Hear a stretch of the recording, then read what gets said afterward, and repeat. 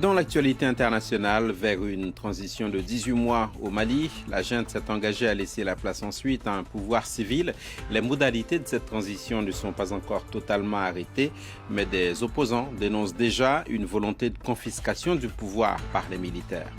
Les élections locales en Russie, troisième et dernier jour d'un scrutin peu ordinaire. En pleine affaire Navalny, les opposants à Russie unie, Vladimir Poutine, veulent gagner du terrain. Ils appellent à un vote intelligent. Nous irons aussi dans l'ouest des États-Unis, toujours ravagé par les flammes. Les causes de ces feux sont liées au réchauffement climatique, mais pas uniquement, selon des experts. Les bulles immobilières dans des zones pourtant dangereuses sont aussi mises en cause. Illustration dans notre reportage à venir à Paradise, dévasté il y a 2 ans, menacé aujourd'hui et pourtant en pleine reconstruction. Voilà pour les titres. Nous sommes le 13 septembre. Merci de choisir France 24 pour vous informer et nous ouvrons cette édition par le Mali qui se dirige vers une transition de 18 mois. Au terme de cette transition, un pouvoir civil sera instauré. C'est l'engagement en tout cas de la junte au pouvoir à l'issue de 3 jours de discussion à Bamako. Une charte a été adoptée en ce sens. La junte sous pression, poussée par la CEDEAO et des acteurs internationaux de premier plan comme la France. Comment s'annonce cette transition? Bilal Tarabé. D'emblée, des applaudissements. Le visage d'abord masqué par une écharpe, le colonel Assimi Goïta, chef de la junte militaire au pouvoir au Mali, vient présenter la charte, un texte adopté après 3 jours de discussion avec des personnalités politiques mais aussi de la société civile. Cette charte, c'est le plan de restauration du pouvoir aux civils. Le résultat auquel vous êtes parvenus m'autorise à espérer l'avènement d'un Mali nouveau, démocratique, laïque, prospère, fondé sur le travail, la justice sociale et l'égalité. Le texte de cette charte n'a pas encore été publié, mais ses éléments connus font déjà controverse. D'abord, sa durée, 18 mois, c'est un entre-deux. La junte militaire souhaitait 2 à 3 ans, tandis que les États d'Afrique de l'Ouest réclamaient une transition d'1 an maximum. Selon nos confrères d'RFI, cette transition sera dirigée par un tandem président-vice-président. Ce président pourra être soit un militaire, soit un civil, et il sera dans tous les cas désigné par un comité lui-même établi par la junte. Le Conseil national de transition regroupera 121 personnes réparties entre la coalition de l'opposition M5 et d'autres partis politiques et mouvements issus de la société civile, ainsi que des religieux. Enfin, un Premier ministre sera à la tête d'un gouvernement de 25 membres. Ce texte ne fait pas l'unanimité. L'ancienne ministre et opposante Sikadia Tousso, qui fait partie de la coalition M5, déclare « Il y a une volonté de confisquer le pouvoir par le Conseil national de salut du peuple, c'est-à-dire la junte ». La transition de 18 mois devrait commencer lorsque le président est désigné, mais aucune date n'a été donnée pour cette nomination. Des représentants de la junte devraient se rendre au Ghana pour le sommet des chefs d'État de la CEDEAO mardi. Mardi, date limite donnée par les États d'Afrique de l'Ouest pour la nomination au Mali d'un président civil.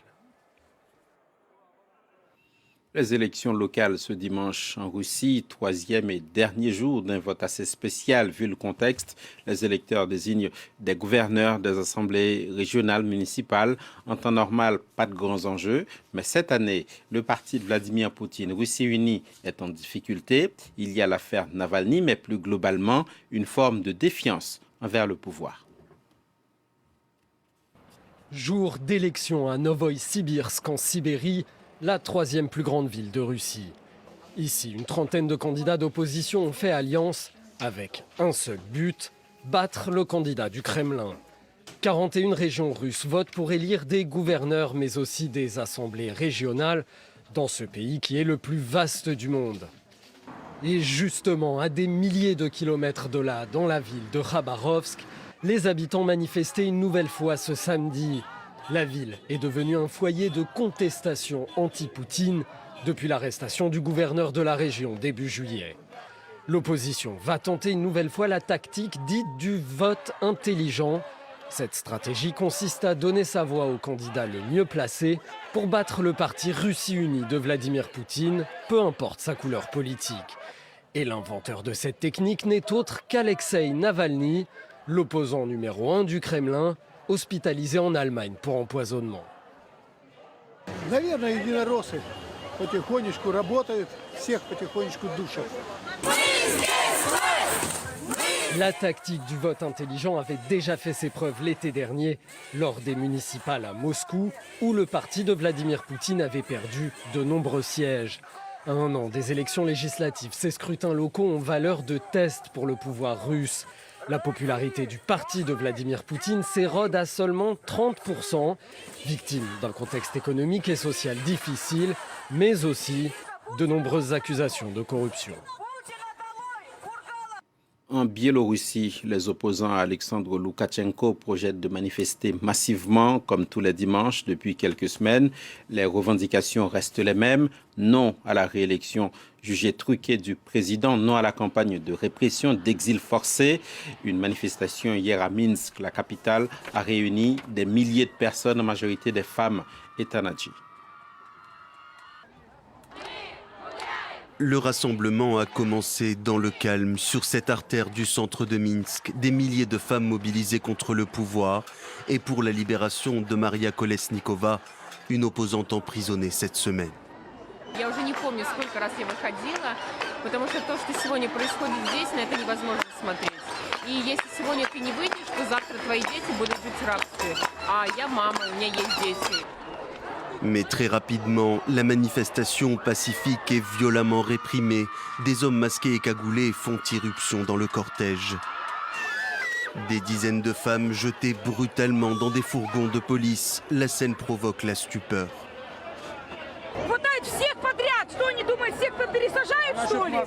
Depuis la réélection contestée du président Alexandre Loukachenko le 9 août dernier, presque toutes les figures de l'opposition sont désormais soit en exil, soit en prison. Ce dimanche, comme les précédents, un grand rassemblement est prévu pour maintenir la pression sur le chef de l'État. Alexandre Loukachenko, lui, menacé de sanctions par l'Union européenne, ne semble pas prêt de céder. Il continue de dénoncer des ingérences occidentales. En quête de soutien, le président biélorusse se rend ce lundi en Russie pour rencontrer son homologue Vladimir Poutine.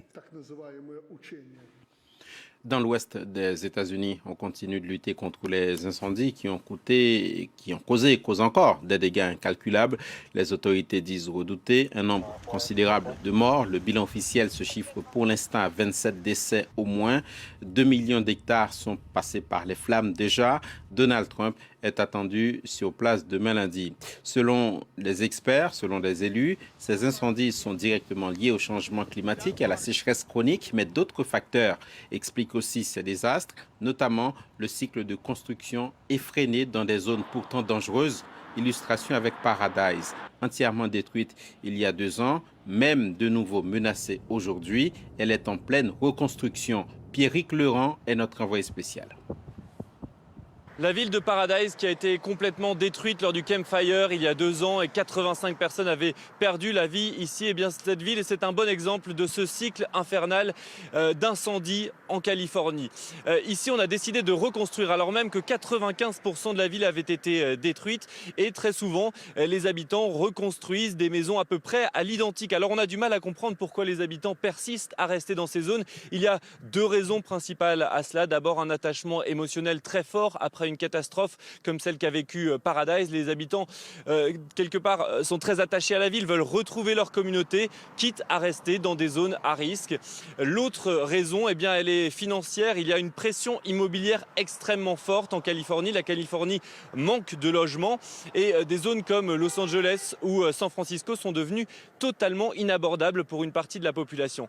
Alors du coup, des quartiers énormes, parfois des villes énormes se construisent dans des zones boisées qui deviennent des zones semi-urbaines, semi-forestières, extrêmement dangereuses lors de ces incendies.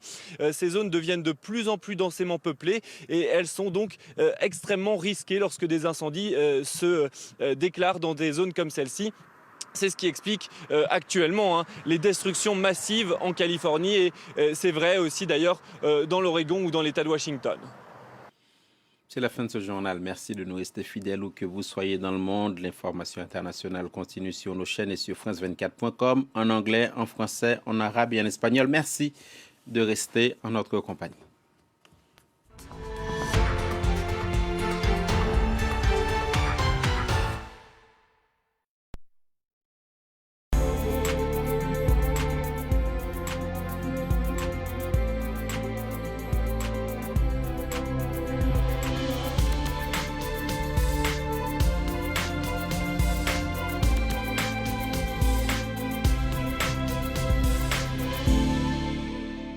Bonjour à tous, bienvenue pour le grand entretien de France 24. L'Europe pensait que la rentrée serait dédiée à l'après-crise du Covid-19, mais nous sommes encore les deux pieds en plein dedans.